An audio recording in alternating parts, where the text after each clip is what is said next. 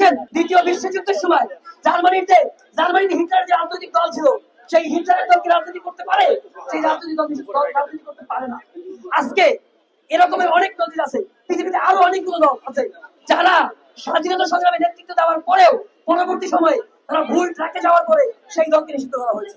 সেই জায়গায় দাঁড়িয়ে এই বাংলাদেশে, আগামী বাংলাদেশে আমরা আওয়ামী লীগের কোন প্রকার রাজনীতি আমরা দেখতে চাই না।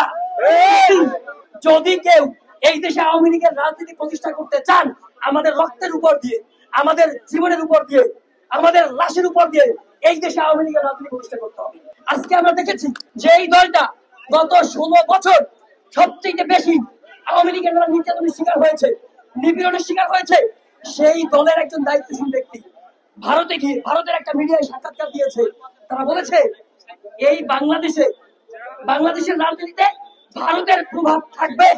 যেই ভারতের তাবেদারি, যেই ভারতের দাসত্বগিরি থেকে মুক্তি লাভের জন্য আমরা জুলাই বিপ্লব করেছি, 2000 মানুষ জীবন দিয়েছে। কিভাবে একটা রাজনৈতিক দল বিএনপির মহাসচিব তার জায়গায় বসে তিনি কিভাবে বলেন বাংলাদেশের রাজনীতিতে ভারতের প্রভাব থাকবে?